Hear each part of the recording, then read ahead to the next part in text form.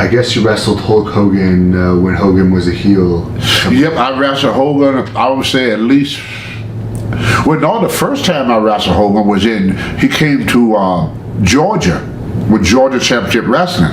And Tommy Wildfire Rich went to Ole Anderson, who was the booker, and said, you should work a program with Hogan because he's about one of the few heels that Tony could work with. Back in the old days, the heel was always bigger than the babyface in the older days. You know, they didn't have little heels. Yeah. And they wanted me to work an angle with Hogan because he had the big muscles, he was big and everything.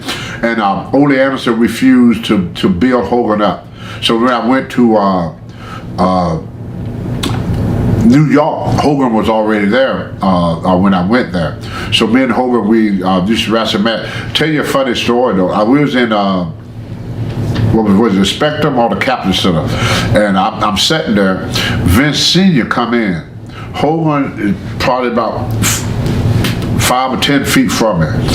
He said, Tony, what do you want to do with the big dummy?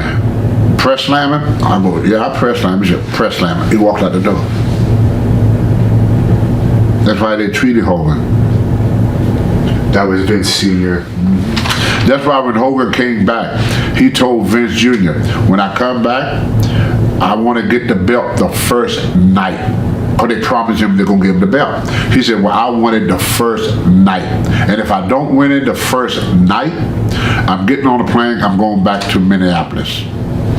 He came into Madison Square Garden, he won the belt the first night, and the territory exploded. So he never went back to Minneapolis.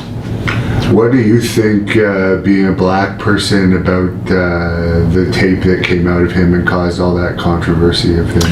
Hogan don't have a racist bone nowhere in his body. The problem with the world today, and I may get in trouble for saying this, political correctness is for white people only. If blacks do not want white people to use the N-word, then they have to stop using it. You can't tell one person, I could do this, but you can't do it.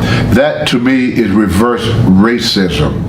There was a time they told black people that white people could do this, white people go in this restaurant, but you can't because you black. Black people could go and check in this hotel, but you can't because you black. Now they're telling white people, well, black people could say this, but you can't say this. That was wrong. And I think the only reason they did it is to break him down so they could have more control over him. That's my opinion, you know. Because when Hogan went back to do Tough Enough and all that stuff, he could write his own check. I think what Hogan did, once they did that to him, now he got to crawl back. That's why they did it. Because they could never control Hogan.